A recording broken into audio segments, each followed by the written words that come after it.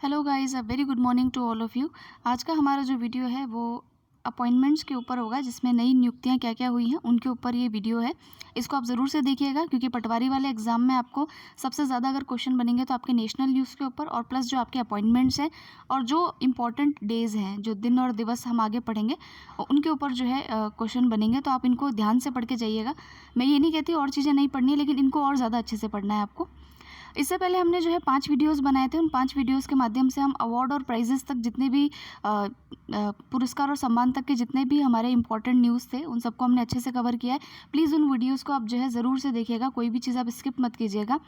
मैंने देखा है कि जो प्रादेशिक परिदृश्य है उसको आपने अच्छे से देख लिया, नेशनल इंटरनेशनल न्यूज़ देख लिया, और बीच में जो साइंस टेक वाला है उसको उड़ा दिया। उसको बहुत कम लोगों ने देखा है। तो ऐसा मत करिए, पूरा वीडियो देखिए, पूरी चीज़ों को देखिए, क्योंकि पता नहीं है ना कि कहाँ क्वेश्चन बैठा है। आपको तो सारी चीज़ें प्रिपेयर करके जाना है, ठीक है। और मैं ये मानती हूँ कि क्रोनोलॉजी 60 पेजों की मैगज़ीन है। अगर उसमें से कोई क्वेश्चन आता और हमारा ना फंसे तो फिर तो हमें मतलब कहते हैं पढ़ना बेकार हो गया हमारा। तो इसीलिए आप इसको बिल्कुल ना छोड़ें और सारी चीज़ों को अच्छे से पढ़ें, चाहे आप वीडियो देखें ना देखें, लेकिन खुद से आप ज़रूर से उसको पढ़िएगा। सो चलिए आज हम वीडियो को हमारा स्टार्ट करते हैं। पहली नियुक्ति किसकी है तो देखते हैं। अच्छा हाँ, मैंने इस मैगज़ीन की जो पीडीएफ है वो अपलोड कर दी है, तो आप हमारा जो टेलीग्राम चैनल है study for RS and IAS, वहाँ जाकर के उस मैगज़ीन को जो है आप डाउनलोड कर लीजिएगा। तो देखिए, पहली जो राष्ट्रीय नियुक्ति है वो वायुसेना प्रमुख के पद के ऊपर है, और ये किसको बनाया गया है? अभी वी आर चौधरी साहब को बनाया गया है। तो इनका नाम हमको ध्यान रखना है, वी आर चौधरी, विवेक राम चौधरी। विवेक वाले व्यक्ति को जो है नौसेना का वायुसेना का जो है प्रमुख बनाया गया है, ठीक है। तो अगर इनको बनाया गया है तो हम और लोगों का भी देख लेते हैं। पहले वायुसेना के बारे में कुछ चीज़ें देख लीजिए। 1932 के अंदर वायुसेना जो है उसका गठन किया गया था, स्थापना की गई थी बेसिकली। हेडक्वार्टर वही नई दिल्ली के अंदर। और ध्येय वाक्य क्या है?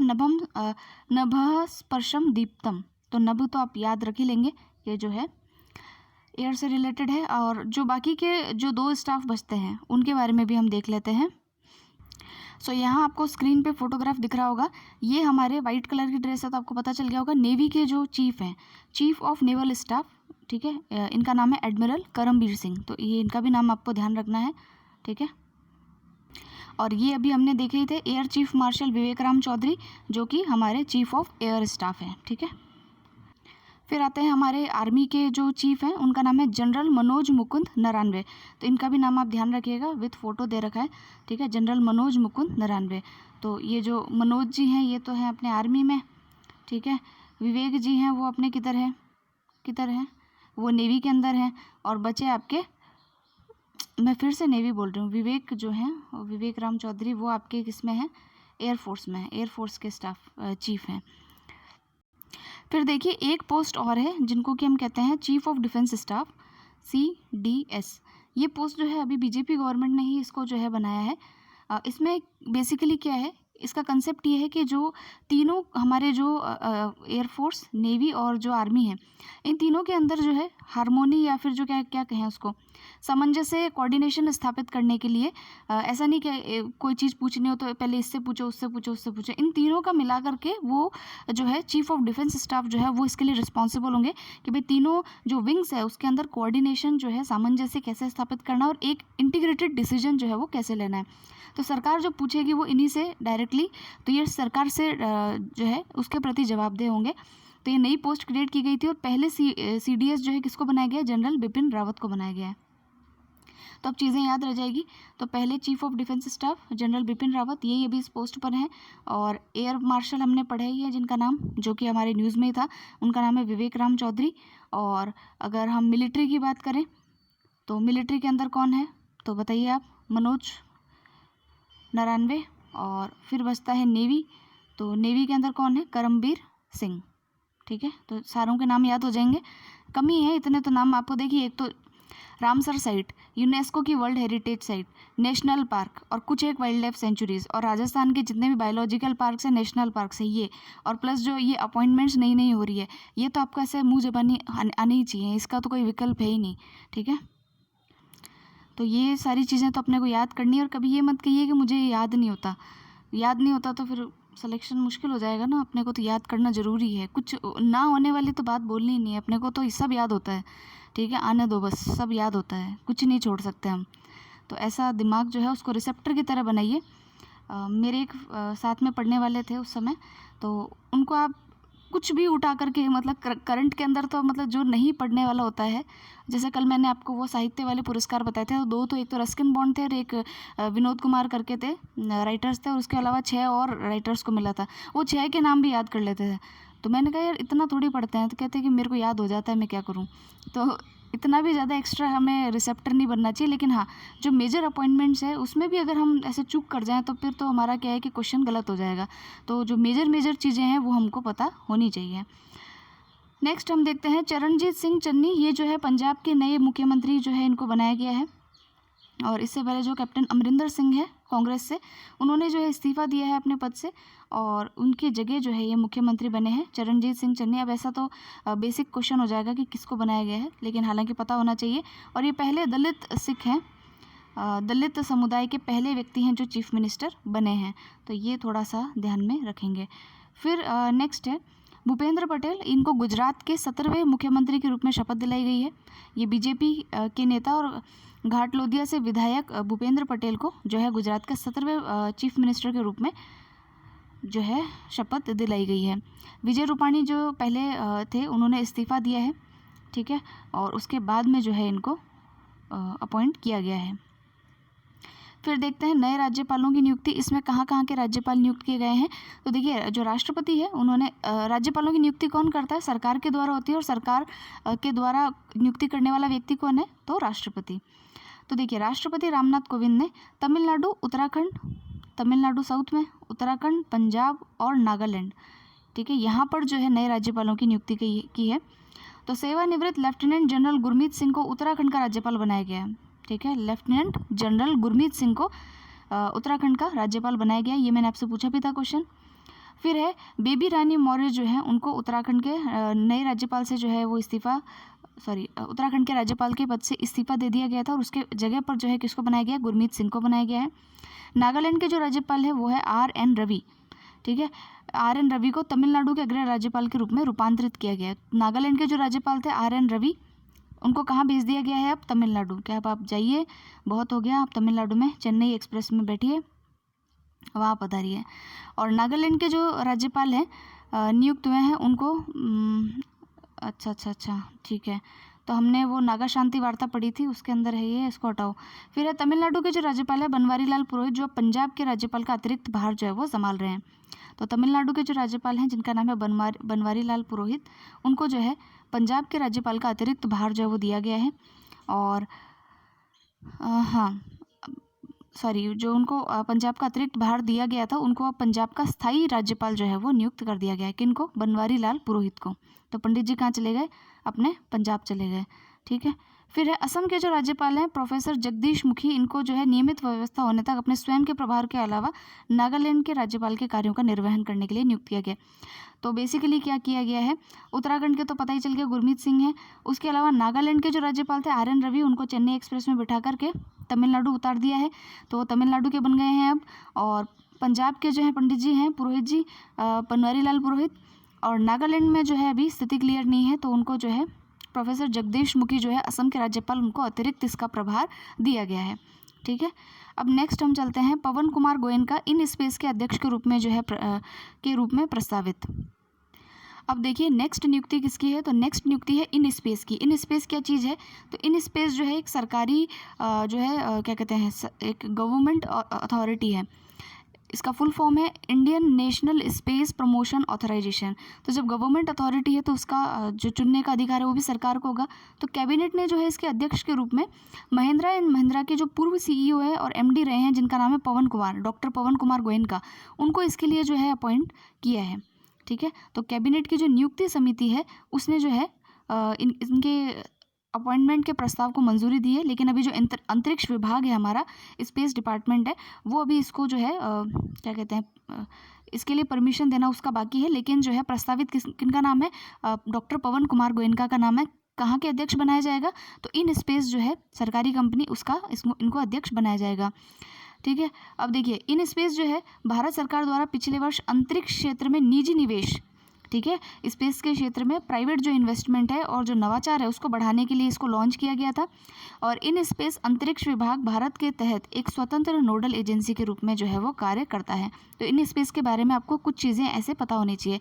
जैसे कल एक मैं किसी से बात करी थी तो उन्होंने कहा था कि जो प्रसाद योजना है उसका फुल फॉर्म में जो ए होता है, जैसे ए का मतलब ऑगमेंटेशन होता है, तो उसका पूछ लिया था। जबकि ये योजना कब की आपको पता है, 2014-15 की ये योजना है, बहुत पुरानी योजना है और ये हमने क्रोनोलॉजी में पढ़ी हुई थी। तो ऐसे क्वेश्चन भी आ जाते हैं। तो जब भी आप कोई नई चीज़ पढ़ते हैं तो उसका फुल फॉर्म ज़रूर देखिएगा, और ऐसे फुल फॉर्म ज़रूर से देखिएगा जिसको कि मतलब एकदम से तोड़ मरोड़ करके फुल फॉर्म बनाया गया हो। सरकार यही काम करती है, प्रसाद योजना और ऐसी योजनाएं जो हैं उसका सीधा सा फुल फॉर्म बनता नहीं है, लेकिन वो ऐसा तोड़ मरोड़ के बनाया हुआ होता है।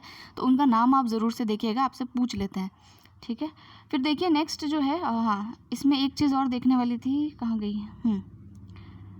एक मिनट। इसमें इतनी ही है कि भाई ये जो है एक स्वतंत्र नोडल एजेंसी के रूप में इन स्पेस जो है वो कार्य करता है अंतरिक्ष विभाग के अंतर्गत।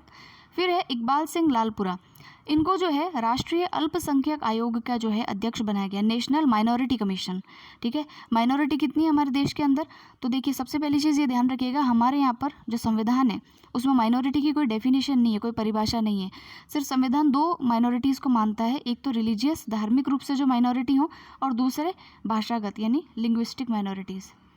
ये दो प्रकार के माइनॉरिटीज़ को हमारे यहाँ पे माना गया है। तो इस हिसाब से हमारे यहाँ माइनॉरिटी कितनी है? तो देखिए सबसे पहले है बुद्ध, जो बुद्धिस्ट होते हैं वो, सिख, ठीक है, मुस्लिम और क्रिश्चियन तो होते ही हैं, ठीक है, ये तो अपने को पता ही है। मुस्लिम्स है, क्रिश्चियंस है, सिख है, बौद्ध है, फिर है पारसी, पर्शियन, और फिर जो है लास्ट बच गया, 6 हैं इसके अंदर, एक बच गए, कौन से हैं वो जिनको अभी शामिल किया गया है? वो है जैन, ठीक है। तो ये जो है माइनॉरिटीज़ हैं। अब देखिए जो है माइनॉरिटी जो कमीशन है उनका इस बार जो है अध्यक्ष किसको बनाया गया है? इकबाल सिंह लालपुरा को बनाया गया है। और लालपुरा वर्ष 1992 में अल्पसंख्यक आयोग को विधायी शक्ति मिलने के बाद इसके अध्यक्ष बनने वाले दूसरे सिख हैं। यानी इससे पहले जो बनते थे वो अधिकतर मुस्लिम्स कम्युनिटी से लिए जाते थे, लेकिन इस बार जो है देखिए यहाँ पर लिखा है कि ज़्यादातर मुस्लिम समुदाय के व्यक्ति को ही आयोग के अध्यक्ष बनाया गया था, लेकिन इस बार जो है दूसरी बार जो है किसी सिख को बनाया गया है। तो ये जो है इकबाल सिंह लालपुरा, ये इनको मेधावी सेवाओं के लिए पुलिस पदक, शिरोमणि सिख साहित्यकार पुरस्कार, सिख विद्वान पुरस्कार जैसे कई पुरस्कारों से नवाजा गया है। इसके अलावा इन्हें प्रेसिडेंट पुलिस मेडल भी दिया गया है। तो काफ़ी योग्य व्यक्ति हैं इसका मतलब। अब देखिए राष्ट्रीय अल्पसंख्यक आयोग एक नज़र में इसके बारे में पढ़ लेते हैं कि वर्ष 1992 में राष्ट्रीय अल्पसंख्यक आयोग अधिनियम पारित किया गया था, जिसके साथ में जो अल्पसंख्यक आयोग है उसको एक सांविधिक वैधानिक निकाय जो है वो बनाया गया, स्टैट्यूटरी बॉडी बनाया गया है, ठीक है। जब भी किसी संस्था को किसी एक्ट के माध्यम से, संसद के किसी नियम के माध्यम से या एक्ट के माध्यम से बनाया जाता है तो वो हो जाता है क्या? सांविधिक, ठीक है। और ये मैंने आपको बता ही दिया कि 6 हमारे यहाँ पर माइनॉरिटीज़ हैं, इनके नाम आप पढ़ लेना। आयोग में एक अध्यक्ष, एक उपाध्यक्ष और 5 सदस्य होते हैं, और इन सभी का चयन अल्पसंख्यक समुदाय में से ही किया जाता है, ठीक है। और बस इतना ही पढ़ना है इसके बारे में, और कुछ विशेष नहीं है। अच्छा देखिए अब एक नई एक संस्था टाइप आई है, इसका नाम है गांधी स्मृति और दर्शन समिति। अच्छा समिति है, गांधी स्मृति और दर्शन समिति। ये इम्पोर्टेंट क्यों है? इसीलिए इम्पोर्टेंट है क्योंकि इसके अध्यक्ष स्वयं प्रधानमंत्री है, ठीक है, इसलिए इम्पोर्टेंट है, पढ़ना पड़ेगा। तो अब देखिए ये है गांधी स्मृति और दर्शन समिति। इसके उपाध्यक्ष जो है अभी नियुक्त किए, जिनका नाम है विजय गोयल, ठीक है। तो विजय जी जो हैं उनको इसके उपाध्यक्ष के रूप में नियुक्त किया गया है। तो अध्यक्ष कौन होंगे? अध्यक्ष कौन है? प्रधानमंत्री खुद हैं। तो प्रधानमंत्री ने पूर्व केंद्रीय मंत्री जो विजय गोयल हैं उनको गांधी स्मृति और दर्शन समिति का उपाध्यक्ष नियुक्त किया है। इस समिति के बारे में देख लेते हैं। यह राष्ट्रपिता महात्मा गांधी की शहादत का स्थल है। इसका गठन सितंबर 1984 में एक स्वायत्त निकाय के रूप में किया गया था। यह नई दिल्ली में स्थित है। अब देखिए कब से गठन हो रहा है, हमें तो पता ही नहीं था। 1984 की संस्था है, अभी की नहीं है। फिर देखिए यह संस्कृति मंत्रालय से रचनात्मक सलाह और वित्तीय सहायता के तहत कार्य कर रहा है। संस्कृति इस सोसाइटी का नोडल मंत्रालय है। किस मंत्रालय के अंतर्गत है? तो संस्कृति मंत्रालय जो है उसके अंतर्गत ये समिति आती है। इसका उद्देश्य वही सामाजिक, शैक्षिक, सांस्कृतिक कार्यक्रमों के माध्यम से महात्मा गांधी के जीवन, मिशन और विचारों का जो है प्रचार प्रसार करना, ये इसका कार्य है। तो याद रखिएगा कि इसमें जो है उपाध्यक्ष के रूप में विजय गोयल को नियुक्त किया गया है और इसके अध्यक्ष जो हैं वो प्रधानमंत्री स्वयं हैं। आगे चलते हैं। न्यायमूर्ति एम वेणुगोपाल राष्ट्रीय कंपनी कानून अपीलीय न्यायाधिकरण के कार्यवाहक अध्यक्ष जो है वो नियुक्त किए गए। तो नेशनल कंपनी लॉ ट्रिब्यूनल इसके बारे में तो अपन जानते ही हैं। तो इनका जो अभी कार्यवाहक अध्यक्ष, परमानेंट अध्यक्ष नहीं, कार्यवाहक अध्यक्ष जो है जस्टिस है एम वेणुगोपाल, उनको बनाया गया है। और फिर जो है इसमें जो है जो है तीसरी बार जो है कोई कार्यवाहक अध्यक्ष बने हैं, क्योंकि अभी जो है जो परमानेंट अध्यक्ष थे न्यायमूर्ति एस.जे. मुखोपाध्याय, उनके हटने के बाद में जो है इनको कार्यवाहक के रूप में बनाया है। तो एग्ज़ाम से पहले किसी को भी जो है परमानेंट ना बनाए, ताकि जो है हमको उसको याद ना करना पड़े। अब देखिए NCLAT जो है ये कंपनी अधिनियम 2013 की धारा 410 के तहत कंपनी से संबंधित विवादों का निर्णय लेने के लिए इसको एक अर्ध न्यायिक यानी कि सेमी जो क्वासी जुडिशियल बॉडी के रूप में इसको जो है वो बनाया गया है। NCLAT जो है 1 दिसंबर 2016 से प्रभावी दिवाला और दिवालियापन संहिता है, जिसको हम इंसॉल्वेंसी एंड बैंकरप्सी कोड कहते हैं, उसकी धारा 61 के तहत NCLT द्वारा पारित आदेश के खिलाफ अपील की सुनवाई के लिए एक अपीलीय अधिकरण भी है। ठीक है, फिर नेक्स्ट है, फिर देखिए एक संस्था है जिसका नाम आपको पता ही होगा, CBDT।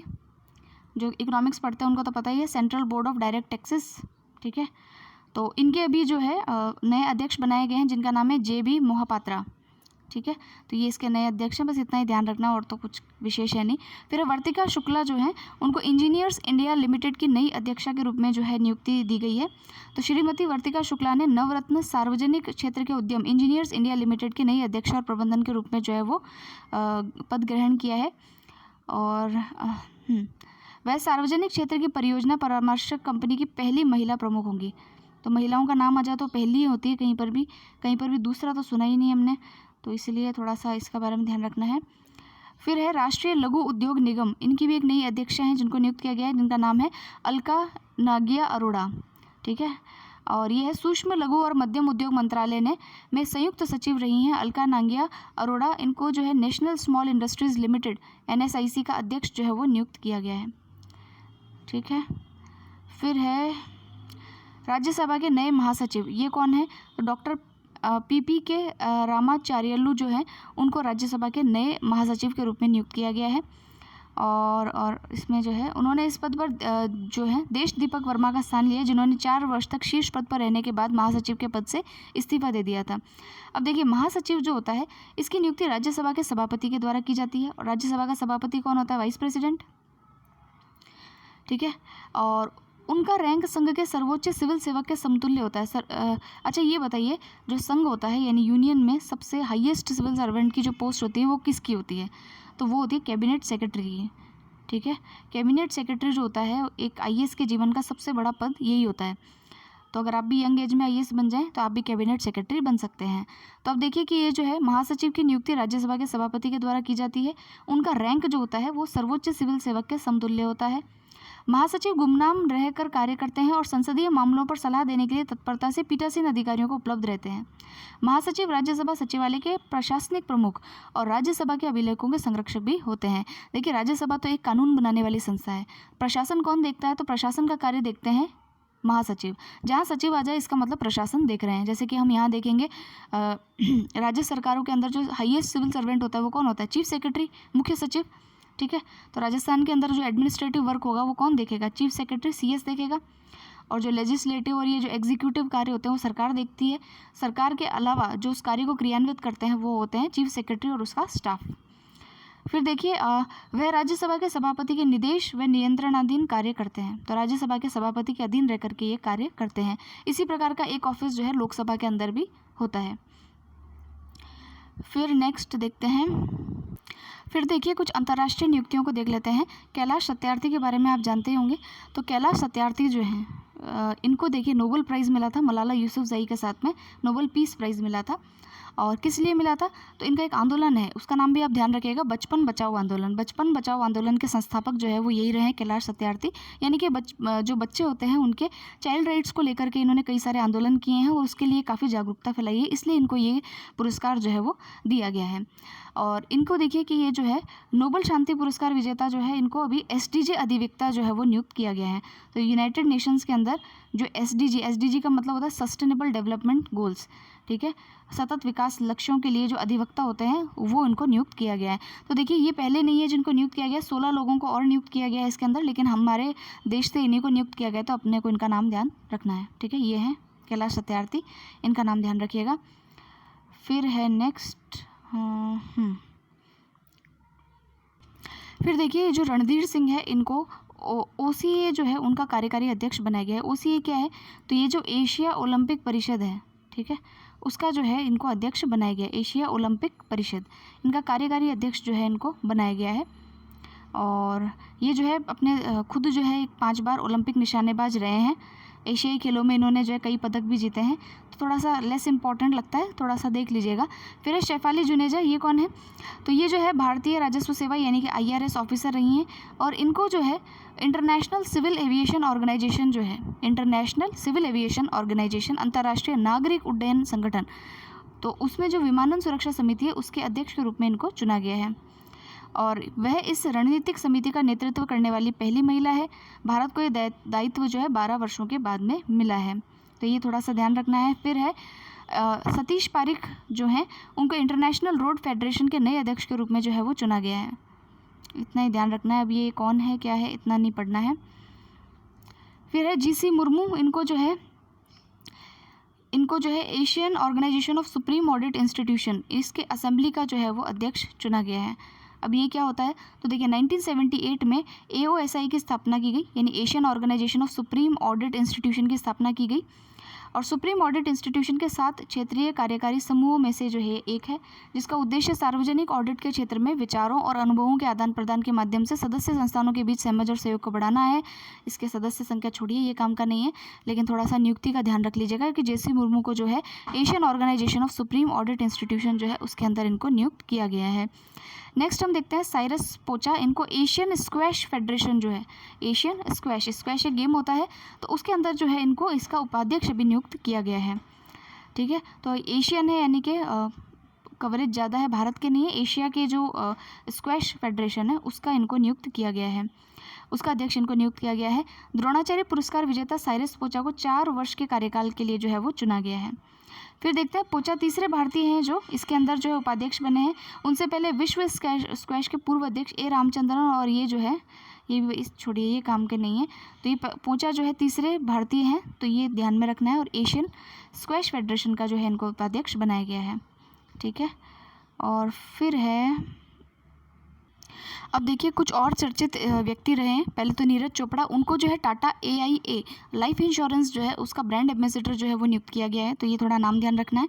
फिर उसके अलावा रानी रामपाल जो कि हमारे महिला हॉकी टीम की जो है कप्तान है, और कप्तान नहीं, खिलाड़ी हैं। और एक स्मृति मंधाना, इनको तो जानते ही हैं, क्रिकेटर हैं, इनको जो है इक्विटास बैंक की जो है वो ब्रांड एम्बेसडर के रूप में जो है वो नियुक्त किया गया है, तो ये थोड़ा सा हमको ध्यान रखना था। फिर चर्चित स्थल देख लेते हैं।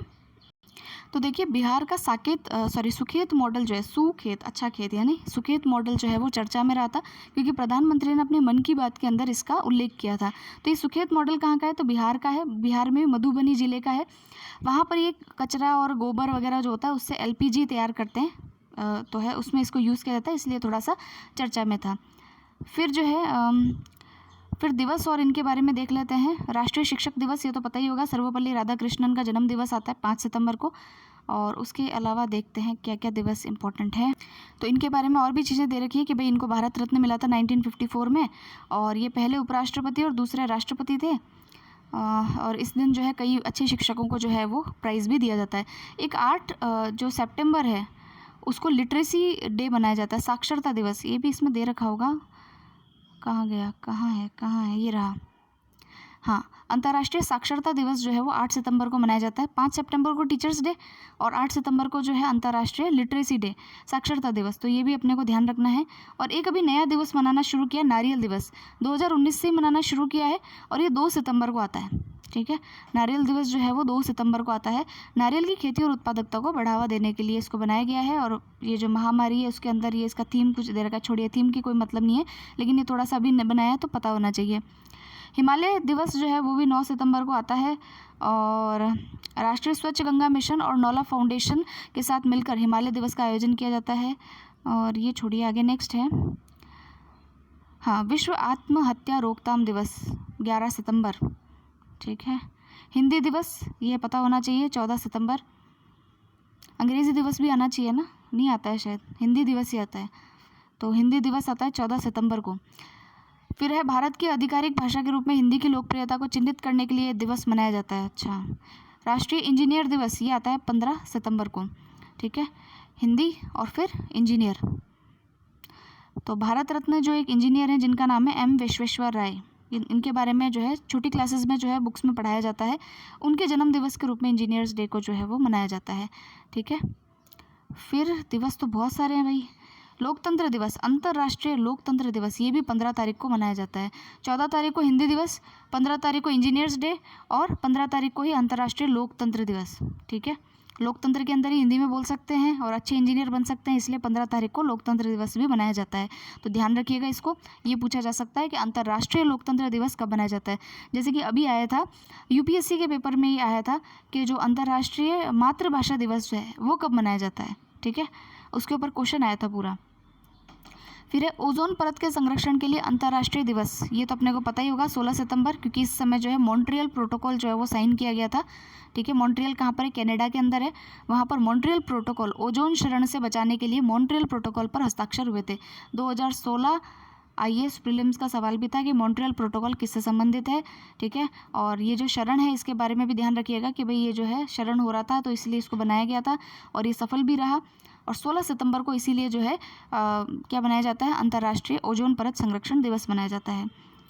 फिर जो है और क्या है इसमें, रोगी सुरक्षा बांस दिवस, बैम्बू डे, ये थोड़ा सा पढ़ लीजिएगा। 18 तारीख को बैम्बू डे मनाया जाता है, ये भी इम्पॉर्टेंट हो सकता है।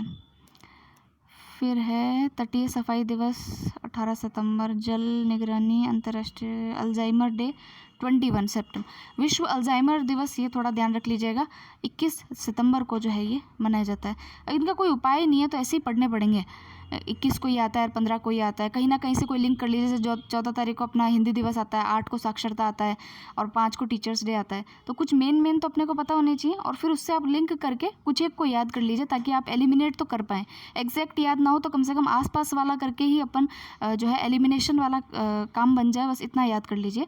फिर है विश्व शांति दिवस 21 सितंबर को, और राइनो दिवस, राइनो क्योंकि जो है संकटग्रस्त है तो इनके बारे में पता होना चाहिए, 22 तारीख को आता है। और क्या है, हाइफा दिवस, ये हाइफा जो है एक जगह है जो कि कहाँ पर है, इजराइल में है। और जो है इसको भारत के जो सैनिक थे उसने जो है इस हाइफा को मुक्त करवाया था, तो इसीलिए हाइफा दिवस मनाया जाता है 23 सितंबर को, ये इम्पॉर्टेंट है। ठीक है, हाइफा का युद्ध जो है वो 23 सितंबर 1918 को हुआ था, जिसमें जोधपुर, मैसूर तथा हैदराबाद के सैनिकों जो कि 15 इंपीरियल सर्विस कैवेलरी ब्रिगेड का हिस्सा थे ने मित्र राष्ट्रों की ओर से प्रथम विश्व युद्ध में भाग लेकर, मतलब फर्स्ट वर्ल्ड वॉर की बात है, और उसमें जर्मनी और तुर्की का आधिपत्य वाले इजराइल के हाइफा शहर को जो है वो मुक्त करवाया था। तो अपनी जोधपुर की सेना भी उसके अंदर थी, तो ध्यान रखिएगा हाइफा दिवस मनाया जाता है। फिर इम्पॉर्टेंट दिवस, सबसे इम्पॉर्टेंट 25 सितंबर जो है वो पंडित दीनदयाल उपाध्याय की जयंती को चिन्हित करने के लिए अंत्योदय दिवस के रूप में मनाया जाता है। अंत्योदय यानी कि लाइन में खड़ा हुआ वो अंतिम व्यक्ति जिसको भी मतलब जिसका भी उद्धार जो है वो उदय जो है वो किया जाना चाहिए, तो वही अंत्योदय होता है। तो 25 सितंबर को अंत्योदय दिवस भी जो है वो मनाया जाता है, ये पता होना चाहिए। सैन्य इंजीनियरिंग सेवा दिवस, इंजीनियरिंग वाला पढ़ा था, सैन्य इंजीनियरिंग वाला जो है वो है 26 सितंबर को। पर्यटन दिवस, ये भी इम्पॉर्टेंट है, ये तो कई बार पूछा गया है कि वर्ल्ड टूरिज्म डे कब आता है, तो 27 सितंबर को आता है। भगत सिंह जी, तो शहीद भगत दिवस जो है 28 सितंबर को, और रेबीज़ डे 28 सितंबर को आता है। विश्व हृदय दिवस 29 सितंबर को। ठीक है, बस भाई अब कितने दिवस हैं। ठीक है, ये हो गया। अब देखते हैं नेक्स्ट हमारी क्या इम्पोर्टेंट न्यूज़ है। अब देखिए यहाँ पर एक मंथ मनाया जा रहा है जिसका नाम है चौथा राष्ट्रीय पोषण माह। ठीक है, राष्ट्रीय पोषण माह का नाम है इसमें, तो ये थोड़ा सा हम पढ़ लेते हैं क्या मतलब है इसका। तो देखिए, प्रतिवर्ष सितंबर माह को पोषण माह के रूप में मनाया जाता है। पोषण माह का उद्देश्य जन भागीदारी को प्रोत्साहित करना है ताकि बच्चों, किशोरियों और महिलाओं के बीच कुपोषण को दूर किया जा सके, क्योंकि जो बच्चे होते हैं, जो गर्ल चाइल्ड होती हैं, उनमें स्पेशली जो है एनीमिया सबसे ज़्यादा होता है, खून की कमी, तो इसीलिए इनमें पोषण बढ़ाना काफ़ी आवश्यक है। फिर देखिए 8 मार्च को अंतर्राष्ट्रीय महिला दिवस के अवसर पर राजस्थान के झुंझुनू से प्रधानमंत्री जी ने जो है पोषण अभियान जो है वो शुरू किया था। ये तो अपने को भी पता, अपने पढ़ा था इसको। 8 मार्च 2018 से पोषण अभियान शुरू किया गया था। और पोषण अभियान बच्चों, किशोरियों, गर्भवती महिलाओं और स्तनपान कराने वाली माताओं के लिए पोषण संबंधी परिणामों में सुधार के लिए भारत सरकार का प्रमुख कार्यक्रम है। फिर एक अभियान और चलाया गया, सही पोषण देश रोशन। तो जनजातीय कार्य मंत्रालय के द्वारा पोषण माह गतिविधियों के एक भाग के रूप में जो पोषण और स्वास्थ्य पर गैर सरकारी संगठनों के लिए कार्यशाला का आयोजन किया गया था। और जनजातीय कार्य मंत्रालय के साथ काम करने वाले गैर सरकारी संगठनों को सही पोषण देश रोशन अभियान में शामिल करना इसका उद्देश्य था। तो ये आप ध्यान रखिएगा कि जनजातीय कार्य मंत्रालय के द्वारा इसको चालू किया गया था। क्या नाम है? सही पोषण और देश रोशन। ठीक है। फिर कुछ बुक्स हैं। तो अब चेतन भगत की नई किताब आई है 400 डेज। ठीक है, यहाँ लिखा हुआ है। इंदिरा नुई जो है जो है पेप्सिको और उसमें जो है आई थिंक ये अध्यक्ष हैं। तो इनका नाम, इनकी बुक है my life in full, work, family and our future. और काश एक किताब है, काश के ए अब्दुल गफूर की है। और the master the brilliant carrier of Roger Federer, ये जो है किसकी है? क्रिस्टोफर क्लेरे की है।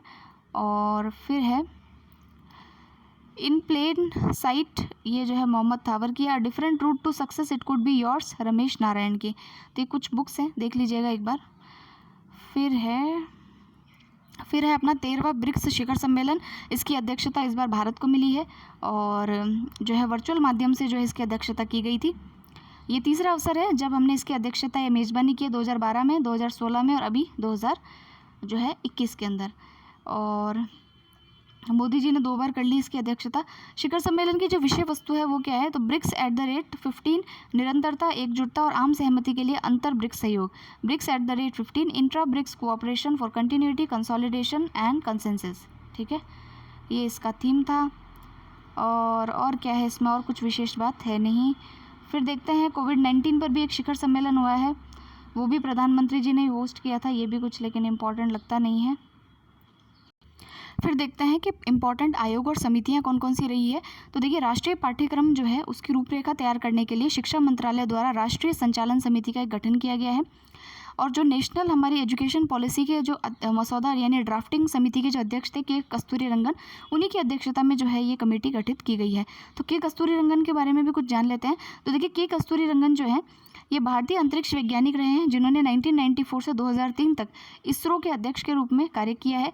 और भारत सरकार की ओर से इनको 3 जो है नागरिक सम्मान मिल चुके हैं, पद्मश्री, पद्म भूषण और पद्म विभूषण। और ये NEP यानी कि नेशनल एजुकेशन पॉलिसी 2020 के मसौदा समिति यानी ड्राफ्टिंग जो समिति थी उसके अध्यक्ष भी रहे हैं। ठीक है, फिर हम नेक्स्ट देखते हैं। तो देखिए, एक जो है समझौता ज्ञापन हस्ताक्षरित हुए हैं अखिल भारतीय आयुर्वेद संस्थान, भारत का अखिल भारतीय आयुर्वेद संस्थान, और दूसरा है वेस्टर्न सिडनी यूनिवर्सिटी। इनके बीच में जो है एक समझौते पर जो है समझौता ज्ञापन पर हस्ताक्षर हुए हैं। क्या है ये? तो देखिए, आयुष मंत्रालय के तहत अखिल भारतीय आयुर्वेद संस्थान ने आयुर्वेद में एक अकादमिक पीठ की स्थापना के लिए वर्चुअल मोड में जो आपका ये NICM वेस्टर्न सिडनी यूनिवर्सिटी है ऑस्ट्रेलिया की, उसके साथ एक समन्वय के लिए जो है एक समझौता पत्र पर जो है वो हस्ताक्षर किए हैं।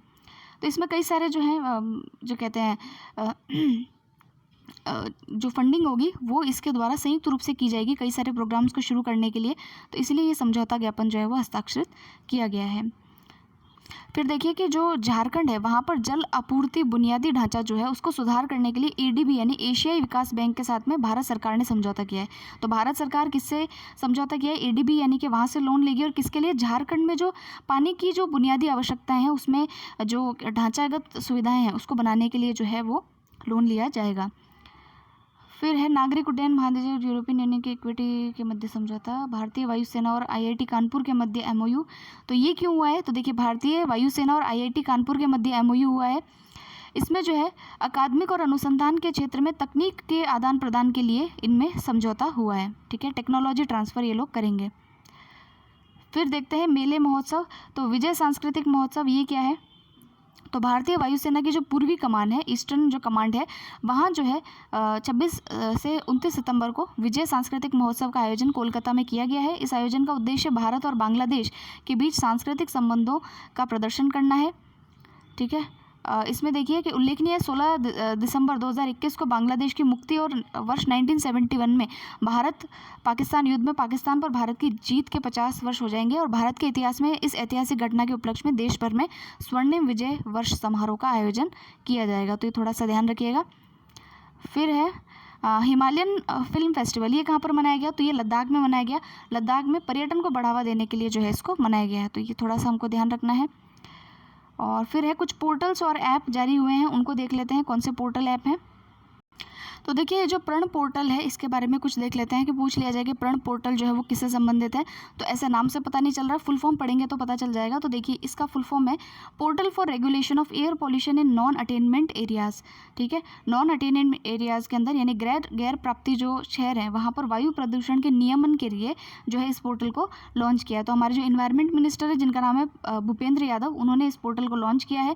इससे क्या होगा कि लोगों को जो है सूचना मिलती रहेगी भी आपकी इस एरिया में इतने पॉल्यूशन है, इसको कम करने के लिए क्या क्या करना चाहिए। और पार्टिकुलेट मैटर जो है उसमें 20 से 30% की जो कमी है वो ऑलरेडी जो है इन पोर्टल्स के माध्यम से की जा सकती है। तो इसीलिए इस पोर्टल को लॉन्च किया है, इसका नाम है प्रण पोर्टल। तो इन्वायरमेंट से रिलेटेड है और बस इतना ही ध्यान रखिएगा, एयर पोल्यूशन से रिलेटेड है।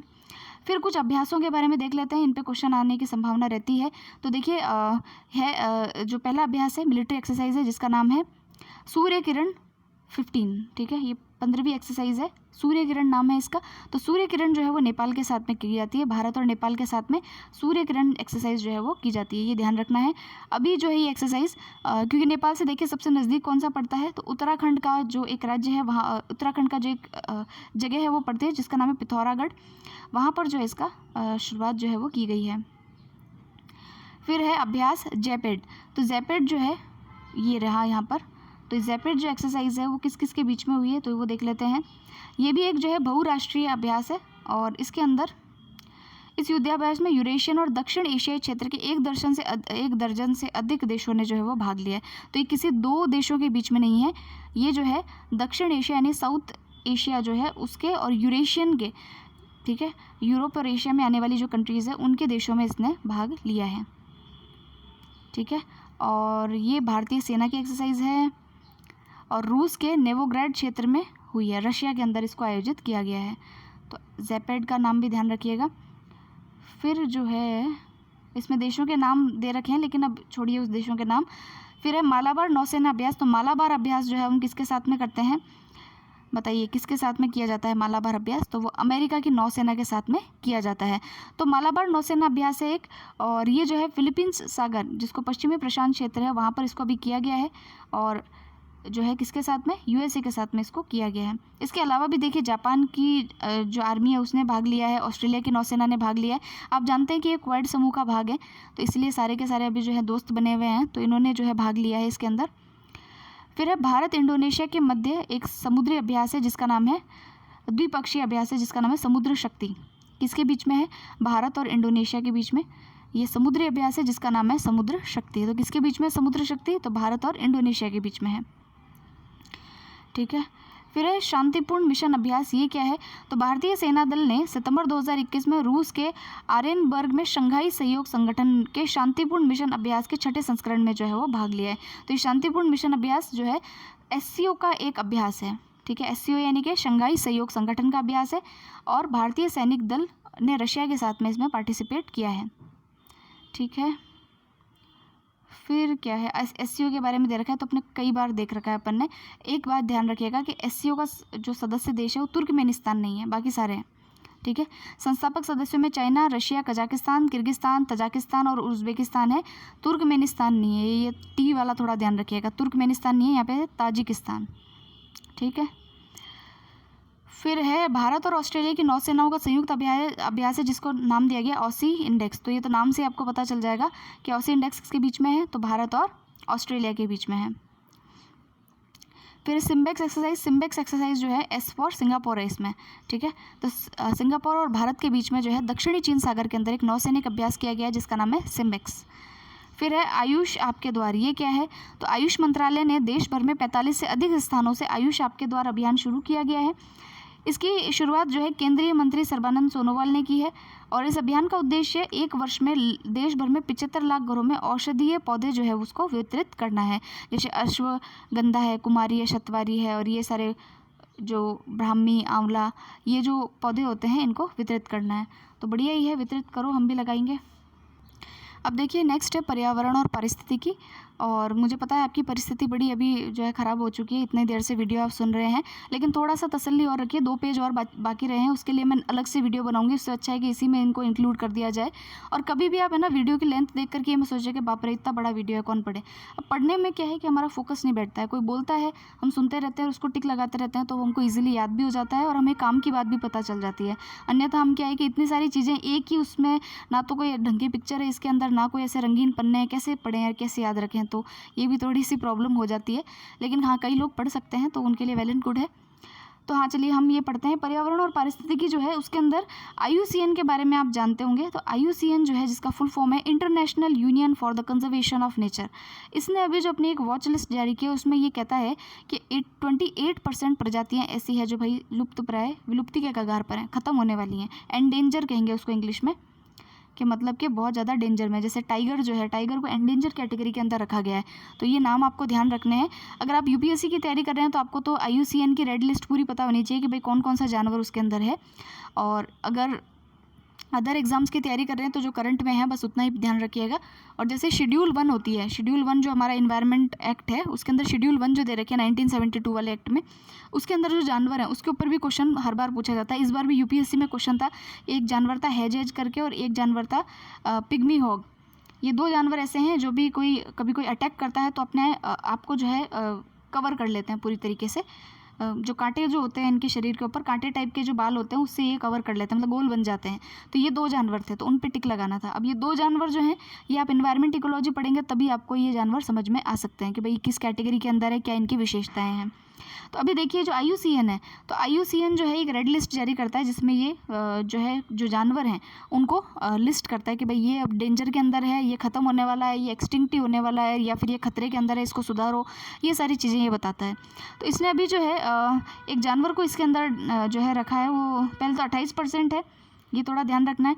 और एक है इंडोनेशिया का कोमोडो ड्रैगन्स, ठीक है। कोमोडो ड्रैगन्स जो है वो इंडोनेशिया के ही एक पार्क के अंदर सीमित है, कोमोडो नेशनल पार्क, ठीक है। वहीं तक जो है एंडेमिक भी है और मतलब ये बहुत ही जो है दुनिया की सबसे बड़ी जीवित छिपकलियों में से एक कोमोडो ड्रैगन केवल विश्व विरासत स्थल कोमोडो नेशनल पार्क और उसके आसपास में ही पाया जाता है और अब ये जो है एंडेंजर्ड कैटेगरी के अंदर आ गया है। तो ये नया जानवर है, इसको याद रखिएगा। कोमोडो ड्रैगन कहाँ का है भाई? इंडोनेशिया का है, ठीक है। फिर है भारत का पहला ड्यूगोंग संरक्षण रिजर्व। तो ड्यूगोंग एक जानवर है, इसकी फ़ोटो आप जो है मैंने निकाली नहीं है, आप इसको गूगल से देख लीजिएगा। तमिलनाडु जो सरकार है उसने पाक की जो खाड़ी है, पाक स्ट्रेट जो है आपने पढ़ा होगा, पाक की खाड़ी, वहाँ के उत्तरी भाग में भारत के पहले डुगोंग संरक्षण रिजर्व स्थापित करने की घोषणा की है। तो ये संरक्षण रिजर्व कहाँ बनेगा? तो तमिलनाडु में बनेगा।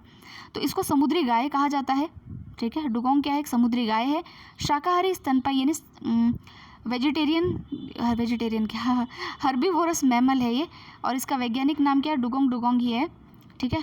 तो ये थोड़ा ध्यान रखिएगा, इंपॉर्टेंट है। और डुगोंग कई मीटर लंबे तक बढ़ सकते हैं, इनका वजन 300 किलोग्राम तक होता है। समुद्री खाने वाला यह जीव 65 से 70 वर्ष तक जो है जीवित रह सकता है। अब इतनी सारी चीज़ें बोलोगे क्यों पढ़े हम, तो UPSC में क्वेश्चन पूछा था एक बार, तो जेस्टेशन पीरियड पूछ लिया था, किसका? हाथी का। हाथी मतलब हथीनी का जो है जेस्टेशन पीरियड पूछ लिया था। तो कुछ भी पूछ सकते हैं, तो भाई जितना डिटेल दे रखी उतना तो पढ़ें एटलीस्ट, कि 65 से 70 साल तक जीवित रहता है और 30 से अधिक देशों में यह पाया जाता है। भारत में मन्नार की खाड़ी, कच्छ की खाड़ी, पाक खाड़ी और अंडमान और निकोबार द्वीप समूह में पाया जाता है। IUCN जो है उसके संकटग्रस्त प्रजातियों की लाल सूची में इसे असुरक्षित यानी वल्नरेबल का दर्जा दिया गया है। वल्नरेबल से भी अगर ऊपर की कैटेगरी जाएंगे तो एंडेंजर्ड यानी संकटग्रस्त वाली में आ जाता है। तो अभी तो वल्नरेबल कैटेगरी में डुगोंग को शामिल किया गया है।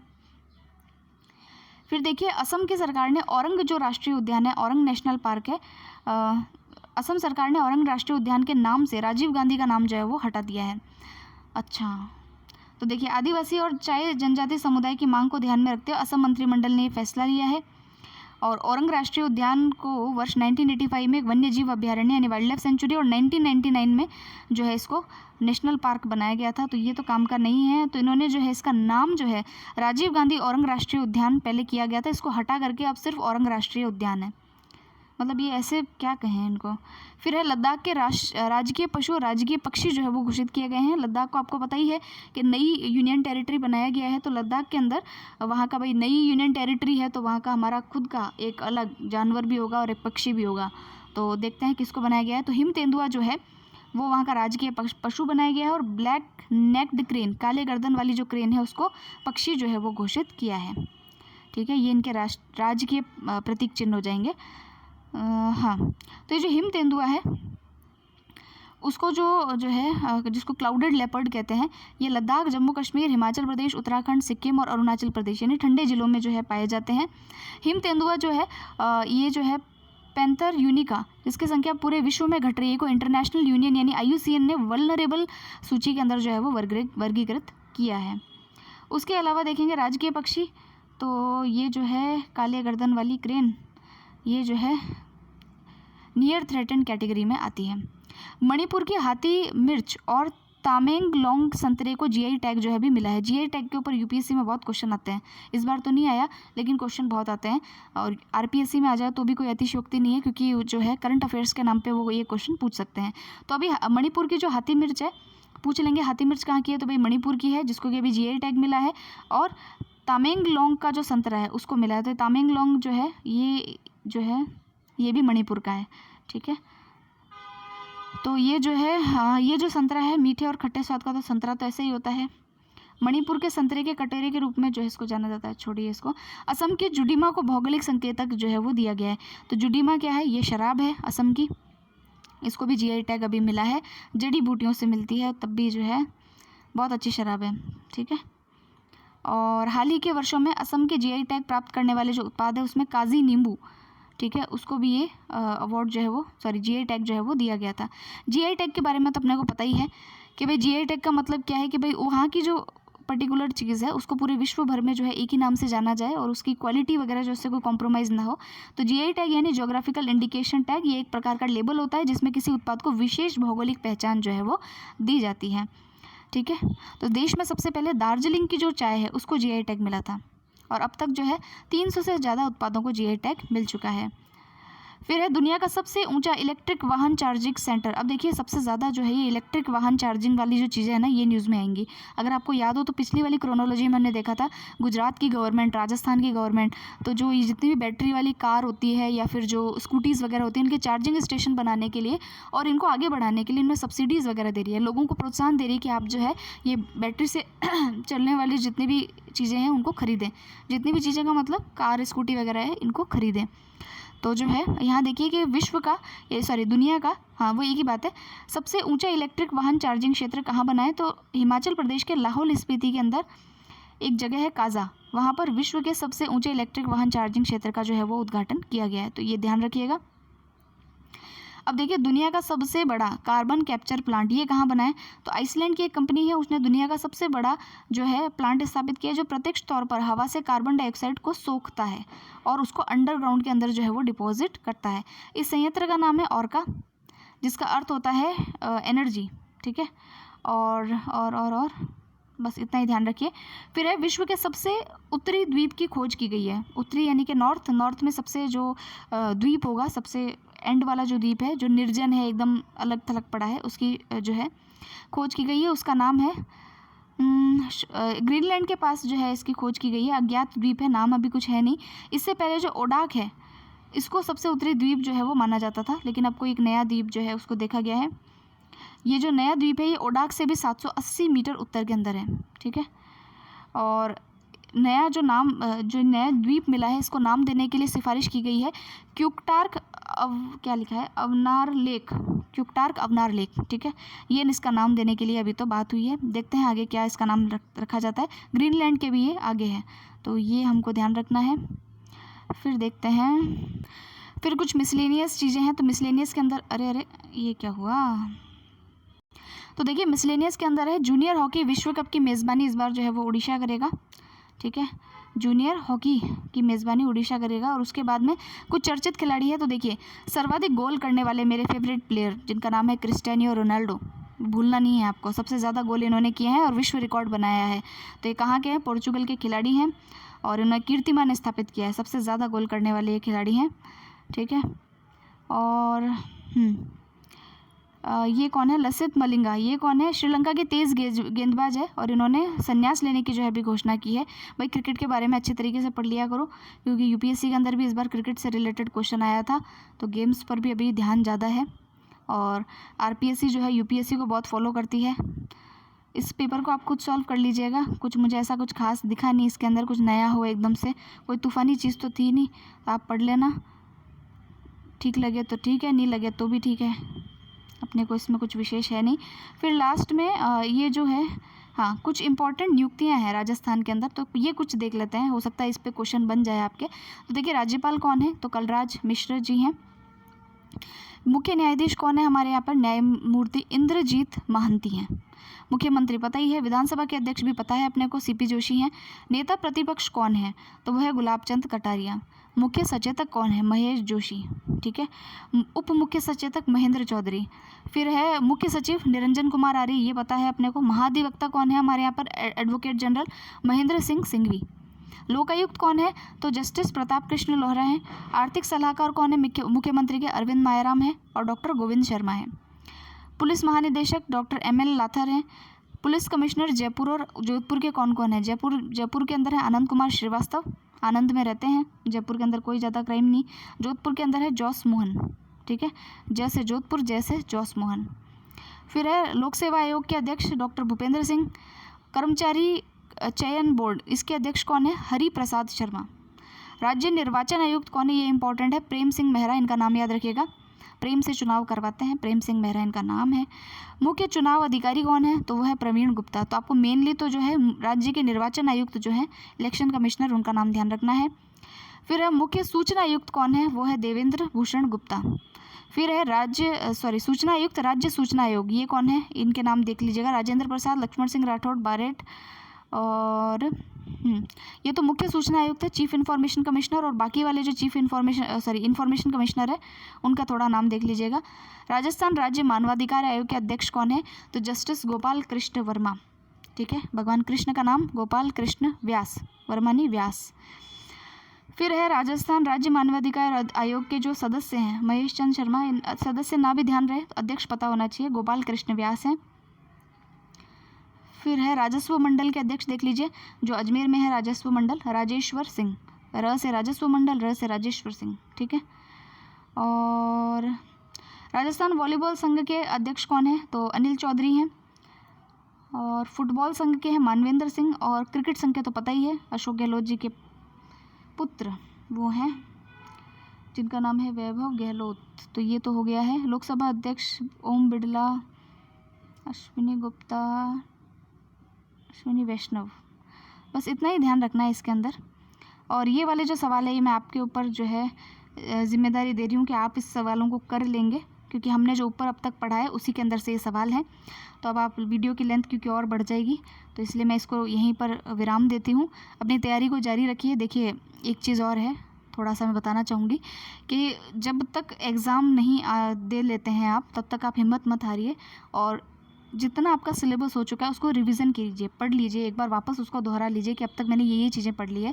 जैसे राजस्थान में आपने पीजेंट मूवमेंट पढ़ लिया है, राजस्थान की हिस्ट्री पढ़ ली, तो एक बार उसको दोहरा लीजिए कि ये चीज़ें मैंने इसमें पढ़ी है, और फुल कॉन्फिडेंस के साथ में पढ़िए। और एग्ज़ाम जो है कहते हैं ना, लास्ट टाइम तक आपको जो है संघर्ष करना होता है। पहले तलवारों से युद्ध होते थे, आजकल कलम से होते हैं, और यही युद्ध भूमि है, आपको यहीं लड़ना है और यहीं पर ही जो है कहते हैं जीत हासिल करनी है अपने लिए। तो लास्ट टाइम तक लड़ना है, हिम्मत नहीं हारनी है बिल्कुल भी। जितना आप पढ़ चुके हैं उसका अच्छे से रिवाइज़ कीजिए।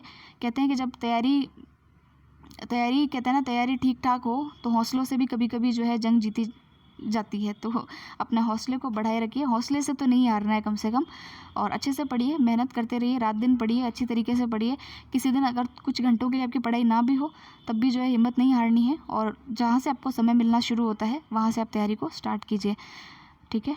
तो ये था, और मैं वीडियोज़ इसीलिए टाइम पे नहीं बना पा रही थी, कुछ घर में साफ़ सफाई वाला चल रहा था, तो सुबह टाइम नहीं मिलता है और शाम को लेट बनाना होता है, तो रात को मैं 12-1 बजे के करीब बनाती हूँ, और सुबह जो है जल्दी बनाने की कोशिश करती हूँ। तो ठीक है, मैनेज हो जाएगा। अब अपनी क्रोनोलॉजी पूरी हो चुकी है, और नेक्स्ट वाले जो वीडियोज़ होंगे उसके अंदर हम जो है रिविज़न सीरीज़ करेंगे।